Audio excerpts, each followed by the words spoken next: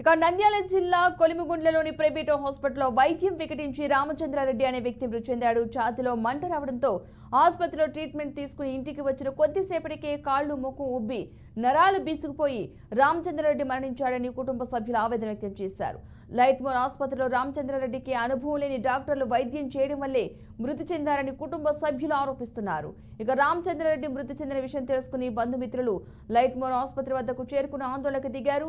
Hospital అద్దాలు ధ్వంసం చేశారు. లైట్మోర్ ఆసుపత్రిలో చికిత్స పొంది నెల వ్యవధిలోనే ఇద్దరు మరణించారని, హాస్పిటల్పై జిల్లా అధికారులు నిఘా పెట్టి చర్యలు తీసుకోవాలని కొలిమిగుండ్ల ప్రజలు కోరుతున్నారు.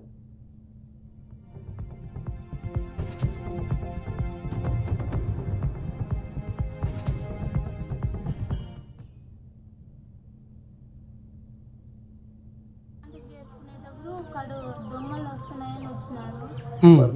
వచ్చిన తర్వాత హాస్పిటల్ పిలుచుకెళ్తే అక్కడ పడగడుపునే 4 ఇంజక్షన్లు వేసినారు. అది సెలైన్స్ పెడితే కూడా బాడీ కండిషన్ స్థిమితంగా లేదు. సెలైన్స్ అన్న అయిపోయిన తర్వాత తగ్గిపోతుందమ్మా, ఇంటికి తీసుకెళ్ళండి, మళ్ళీ సాయంత్రం తీసుకొని రండి అన్నారు. ఇంటికి వచ్చిన తర్వాత ఒక అర్ధగంట నాకు కాళ్ళు వస్తున్నాయి, చేతులు వస్తున్నాయి అని మాట్లాడిపోతున్నారు.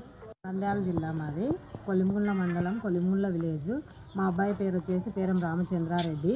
హెల్త్ బాగలేదని చెప్పి లైట్ కేర్ అనే హాస్పిటల్, కొలిమిగుండ్ల గ్రామంలోని జ్వాలా కాంప్లెక్స్ లైట్ కేర్ అనే హాస్పిటల్కి వెళ్ళారు. నిన్న స్కానింగ్ రిపోర్ట్ కూడా నిన్న డేట్ వచ్చేసి 29, కానీ ఇక్కడ డేట్ వచ్చేసి 24 మాత్రమే వేశారు. ఒకేసారి 6 ఇంజక్షన్లు వేసినారు. 6 ఇంజక్షన్లు వేసినారు. ఆ విధంగా వేయడం కరెక్టేనా?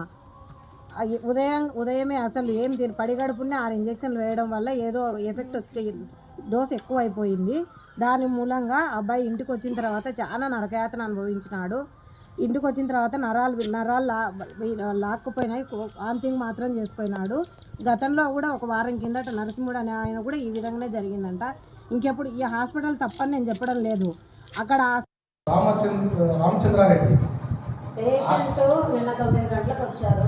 వచ్చిన తర్వాత సారు చూసారంట. చూసిన తర్వాత ఆయనకు గ్యాస్ ట్రబుల్ ఉందని, గ్యాస్ ఫామ్ అయిందని చెప్పి సారు ఇంజక్షన్స్ ఇచ్చారు.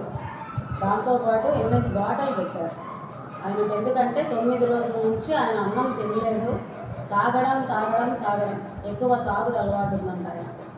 మాకు కూడా తెలియదు, బయట వాళ్ళు చెప్పడం, ఎప్పుడు తాగుతూనే ఉంటాడు అని చెప్పారు. ఆ అబ్బాయి ఎవరో వచ్చిన అబ్బాయి కూడా అలాగే చెప్పాడు, తాగాడు. 9 రోజుల నుంచి అన్నము లేదు కాబట్టి గ్యాస్ ఏమన్నా ఫామ్ అయిందేమో ఫస్ట్ చూద్దామని సారు ప్యాంటాప్ ఇచ్చారు. అది వేసుకున్న తర్వాత ఇంకా ఆయన మళ్ళీ బాటిల్స్ పెట్టారు. నీరసంగా ఉందంటే బాటిల్స్ పెట్టారు. అందులోకి కూడా ఇంజక్షన్స్ ఇచ్చారంట. స్ట్రెంగ్త్ కోసం ఇంజక్షన్స్ ఇచ్చారు. వెళ్ళిన తర్వాత ఆయన వెళ్ళేటప్పుడు కూడా చాలా ఆరోగ్యంగానే వెళ్ళాడు. ఇక్కడి నుంచి వెళ్ళిన తర్వాత వాళ్ళ ఇంట్లో 3 వరకు బాగానే ఉన్నాడు. 3 తర్వాత చనిపోయాడు అని తర్వాత ఎవరో చెప్తే విన్నాం మేము కూడా.